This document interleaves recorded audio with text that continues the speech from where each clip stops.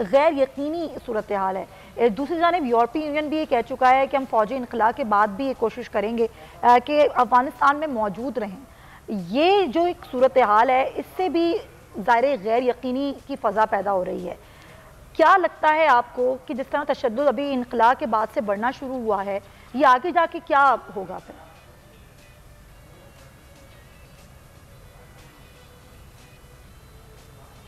हालात जिस तरह बदले हैं तेजी से, उसमें तो यही लगता है कि अफगान आर्मी रेजिस्टेंस के काबिल नहीं रही और वहां पे बहुत ज्यादा बददिली है उनकी फौज में।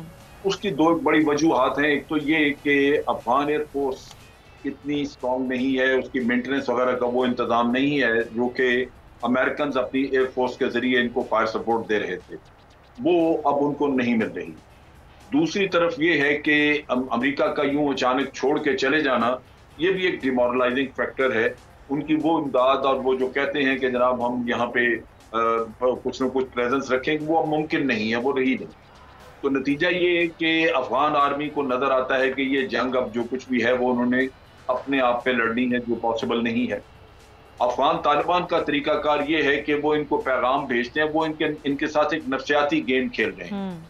वो इनको कुछ रोज पहले से एक पैगाम देना शुरू कर देते हैं अफगान आर्मी को कि देखो लड़ने का फायदा नहीं है, तुम्हारा नुकसान होगा, बेहतर ये है कि तुम हथियार छोड़ दो यहाँ पे और खुद अगर जाना चाहो तो चले जाओ, हमारे साथ मिलना चाहो तो हमें मिल जाओ।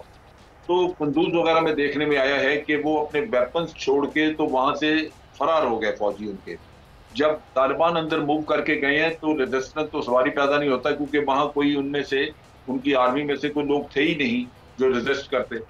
तो ये उनका बड़ा पुराना तरीका है। जब पहले भी इन्होंने कब्जा किया था अफगानिस्तान पे तो ये मस्जिदों से ऐलान करवाते थे कि हम आ गए हैं और अगर आप लोगों ने रेजिस्ट किया तो फिर खून खराबा होगा, बेहतर ये है कि आप चले जाएं यहाँ से। तो लोग चले जाते थे। तो अब भी सूरत हाल कुछ इस तरह बन रही है।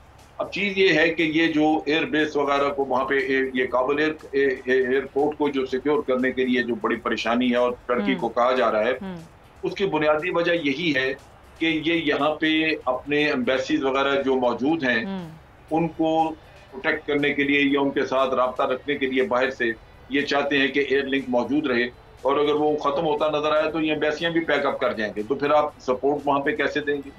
बाहर के बेसिस जो है जो लेना चाह रहे हैं पाकिस्तान या कहीं और, उसमें तीन चीजें हैं। एक तो वहां से इंटेलिजेंस नेटवर्क चलाना चाहते हैं अपना, जो उन्होंने नए सिरे से अफगानियों को मिला के तो वहां पे कुछ बनाया है नॉर्दर्न अलायंस के लोगों के साथ। दूसरा वहां से ड्रोन अटैक करवाना चाहते हैं, और तीसरा चाहते हैं कि वहां पे अफगान जो जो स्पेशल फोर्सेज हैं उनको ट्रेनिंग वगैरह के लिए वहां लाया जा सके।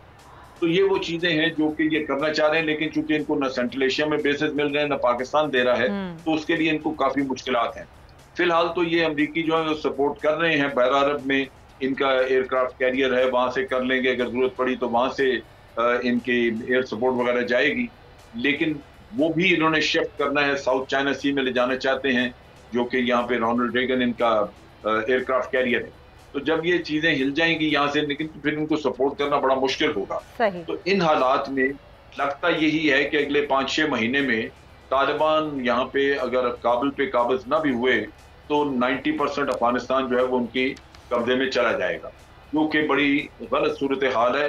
क्योंकि जब तक यहाँ पे वो हुकूमत ना हो जिसमें कि सारे स्टेक होल्डर्स शामिल हों, एक ब्रॉड बेस्ड गवर्नमेंट, तो फिर यहाँ पे ये जंग जारी रहेगी। कोई ना कोई इनका धड़ा जो है वो इनके खिलाफ लड़ता रहेगा, और अगर इंस्टेबिलिटी रही तो पाकिस्तान के लिए मसाइल ही मसाइल हैं।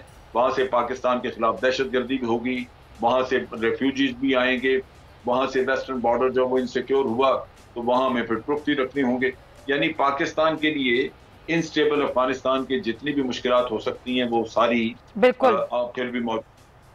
तो ये सूरत हाल है जो आज डेवलप होती नजर आ रही है। बिल्कुल आप सही कह रहे हैं। अच्छा आरिफ साहब, ये डूम ओर से जो एब्सोल्युटली नॉट तक का सफ़र पाकिस्तान ने तय किया, अगर हम बात करें कि जी बिल्कुल पाकिस्तान अब अपने एटीट्यूड में भी और अपने फैसलों में भी तब्दीली ला रहा है, लेकिन कहीं ऐसा तो नहीं कि बहुत सारे लोग इन खदशात का इजहार कर रहे हैं कि अगर प्रेशर आया तो शायद पाकिस्तान आज जो एब्सोल्युटली नॉट कह रहा है बाद में उसको ये फैसला करना पड़े और वो मजबूर हो जाए? क्या ऐसा हो सकता है? पहला सवाल। दूसरी बात, जो अभी अमजद शुएब साहब कह रहे थे कि बहुत सारे मसाइल आ सकते हैं पाकिस्तान की तरफ भी, तो पाकिस्तान अकेला तो सब कुछ नहीं कर सकता, दूसरे ममालिक से मदद लेने के लिए पाकिस्तान किस तरीके से हिकमत अमली बना सकता है?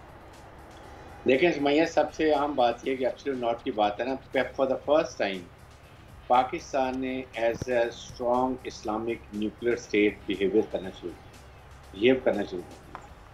और ये जो इस दफ़ा फैसले हो रहे हैं, इससे पता चलता है कि पाकिस्तान एक सॉवरन स्टेट बन गया और अननेसेसरी जो प्रेशर हम ले लेते थे अमेरिकन से और बाकी मुल्कों से, वो अब हम नहीं ले, क्योंकि अब हम अपने फैसले मुल्की मफाद में कर रहे हैं। और ये फैसला तो बहुत ही अहम इसलिए भी है कि अमेरिका ने हमारे लिए क्या किया। मुझे ये बात समझने की हमें कि अमेरिका ने हमारे तकरीबन 80,000 सिविलियन शहीद हुए हैं, हमारे उसके बाद काफ़ी ज़्यादा तादाद में फौजी शहीद हुए हैं, एक वीर जनरल को हमने इकनॉमिक लॉस दिए, एन मौके पे इसने हमारी जो मिलिट्री सपोर्ट प्रोग्राम थे सारे बंद कर दिए, जो हम दिल्ली शहरी में एफर्ट करते थे वो पैसा था वो भी उन्होंने ब्लॉक कर दिया। कश्मीर के बारे में they have done nothing other they had Indian को टेस्टेड अप्रूवल दी कि ठीक है जी आप इसको कब्जा कर लें। उसके बाद हम अभी भी देखें, सबसे बात थी whatever we have done it was responsibility of American कि वहाँ पर एथनिक बेस्ड गवर्नमेंट इस्टेब्लिश करके निकले। अगर ये इस तरीके से जा रहे हैं, मीन दे वांट खाना जंगी, दे वांट टर्बुलेंस अफगानिस्तान, ताकि अफगानिस्तान में अमन ना हो और हमारे लिए प्रॉब्लम ही हो, उसका फौरन पाकिस्तान पे हो, सेंट्रल एशिया की तरफ से कोई हम तजारत ना कर सकें, हमारा सीपैक मनसूबा ख़राब हो, क्योंकि फिर इंडिया को घुसाएंगे वहाँ पर, दाइश और तरीके तालिबान मिलके पाकिस्तान की प्रॉब्लम क्रिएट करेंगे। So these are the issues we must realize. इसलिए पाकिस्तान ने ये फैसला किया और इसको हमें करना चाहिए, लेकिन अमेरिकन को भी कहना चाहिए और ये दुनिया को कहना चाहिए, खासकर इस्लामिक मालिक को जो टर्की अपने ट्रुप्स ले आके उनको भी ये कहना चाहिए कि अभी भी जाने से पहले किसी तरीके से कारजाई देखें। ये जो अशरफ गनी साहब हैं, ये तो बिल्कुल अभी भागने के चक्कर में निकल जाएंगे अमेरिकन ट्रुप से जाने से पहले, he will go out of the country. American को चाहिए था कि अभी भी वहाँ पर एक बैलेंस गवर्नमेंट बनाएं जिसमें अब जो रेशो तालिबान की बनती है 46-50% वो उनको लेकर आएँ और इनको ब्रॉड बेस्ड गवर्नमेंट बनाएंगे। क्या हारिस साहब अमेरिका ऐसा करना चाहता है और क्या करेगा ऐसा जो आप कह रहे हैं? देखिए नहीं चाहता, इसलिए तो वो नहीं करके जा रहा। यही तो उसने कोशिश यही किया कि मैं कर रहा हूँ। अगर ये निकल रहा है, दे डोंट नो कि कितनी खाना जंगी होगी। अफगान ट्रुप तो इस काबिल नहीं है। सारा वेपन एमुनिशन उन्होंने तालिबान ने ले लिया उनसे। उसके बाद जो कुछ उनकी बड़ी बड़ी APC थी, जो कुछ था वो उनको मिल गया, तो वो तो ऑनस्लॉट नहीं बर्दाश्त कर सकते। दे आर आइदर फ्लीइंग और दे उनको ज्वाइन कर रहे हैं। अब झगड़े का और नॉर्दर्न अलायंस का फिर उसी तरह हो जाएगा जैसे पहले मतलब सदर्न अलायंस का और नॉर्दर्न अलायंस का।